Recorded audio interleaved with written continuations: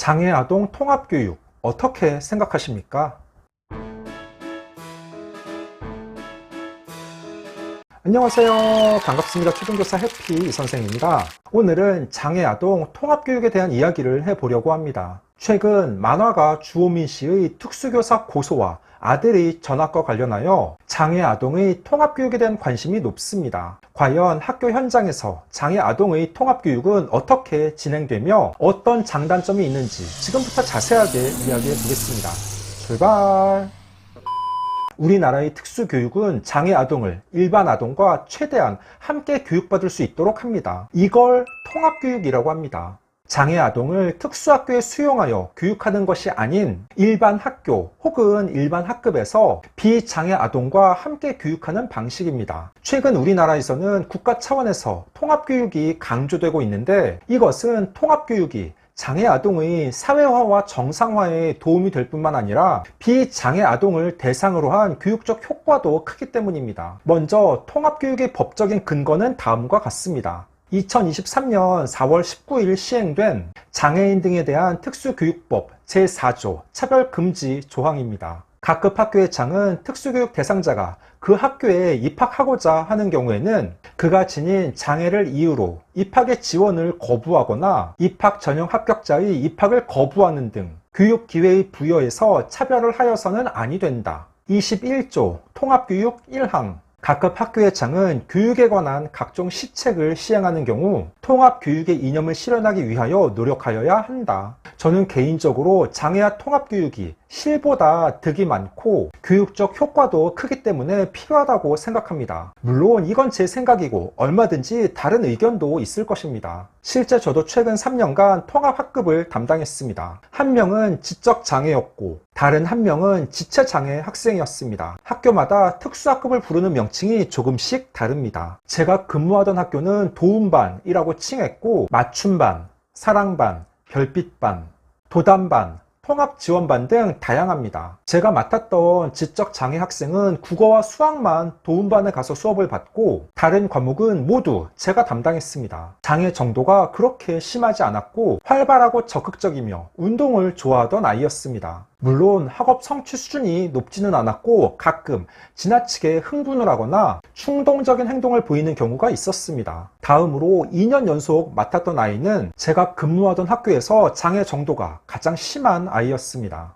특수교육 실무사분이 항상 옆에 배치되었고 국어, 수학, 사회 과목은 도움반에 가서 수업을 받았습니다. 좋다와 싫다 정도의 간단한 의사 표현만 가능하고 대화를 하거나 다른 활동을 혼자 하는 건 불가능했습니다. 특수교육 실무사가 그 아이 옆에 항상 붙어 있어야 해서 불가피하게 제 수업도 2년 동안 함께 본 상황입니다.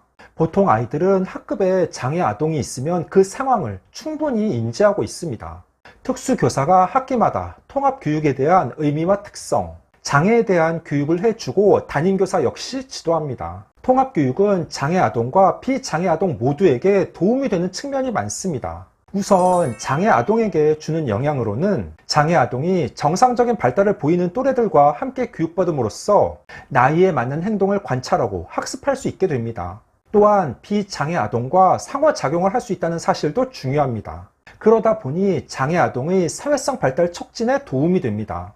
실제 연구에 의하면 통합된 장애아동은 일반 아동들과의 상호작용이 긍정적이고 장애아동의 바람직하지 않은 행동이 크게 줄었다는 연구도 있습니다. 즉, 모델링을 통한 장애아동의 행동학습과 상호작용을 통한 장애아동의 사회성 발달 촉진 효과도 있습니다.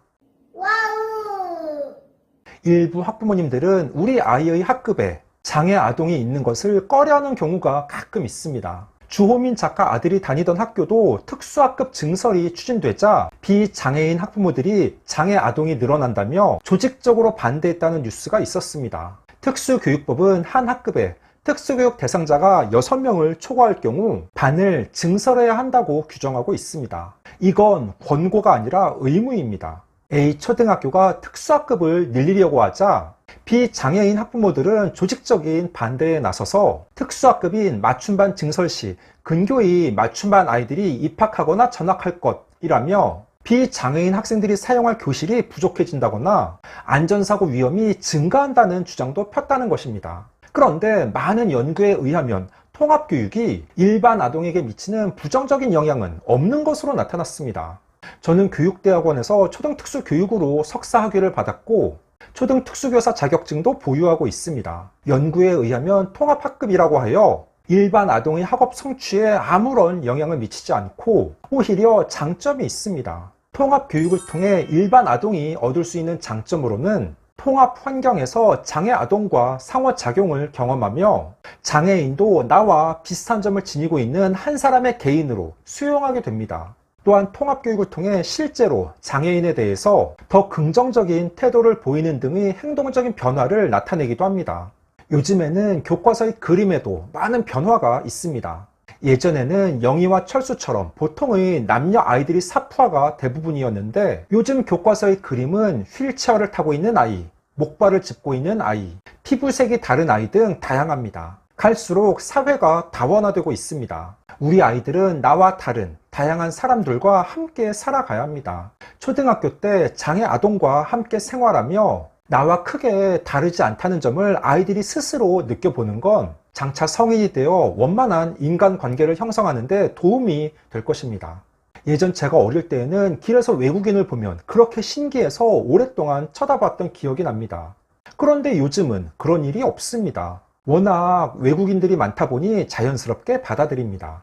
장애인도 마찬가지입니다. 장애 아동은 누구의 죄도 아닙니다. 국가가 관리해야 하며 적극적인 도움을 줘야 합니다. 하지만 현실에서는 제대로 된 통합교육에 어려움이 있습니다. 왜냐하면 통합교육이 잘 이루어지기 위해서는 여러 가지 요소가 필요합니다. 교사의 자질과 태도, 시설과 설비 및 교구의 준비, 통합을 위한 학부모의 이해와 태도가 그것입니다. 특히 교사 변인이 중요합니다.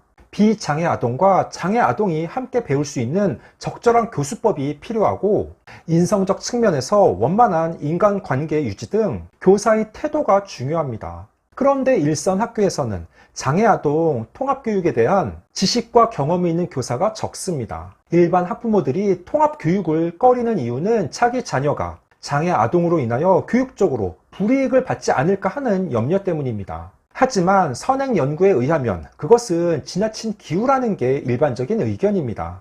따라서 통합교육에 대한 학부모 교육도 필요합니다. 사실 학교마다, 교사마다 통합교육의 질이 천차만별입니다. 그러다 보니 특수교사의 역량에 기댈 수밖에 없는 현실입니다. 특수학교를 지역마다 늘리는 것도 좋지만 일반 학교의 통합학급을 늘리는 것도 좋은 대안입니다. 다만 올바른 통합학급을 위해 특수교사의 법정 정원을 확보하고 특수교육 실무사를 제도화하여 지원해야 합니다. 또한 각 교육청마다 있는 특수교육 지원센터의 운영을 더욱 활성화시켜야 합니다. 15초 요약! 오늘은 장애아동 통합교육 어떻게 생각하십니까? 라는 주제로 이야기해 봤습니다. 통합교육은 장애 학생을 일반 학교에서 가르치는 교육 방식입니다. 통합교육은 장애 아동과 비장애 아동 모두에게 도움이 됩니다. 물론 일부 장애 아동이 가끔 수업을 방해하거나 거친 행동을 할 수도 있습니다. 하지만 그건 장애 아동 개인의 문제가 아니라 교육 시스템의 문제입니다. 통합교육 실시 후 20년이 지났는데 여전히 학교 현장에서는 아직 제대로 된 통합교육 시스템이 마련되지 않았습니다. 모든 학생에게는 적절한 지원을 받으면서 안전하고 행복하게 교육받을 권리가 있습니다.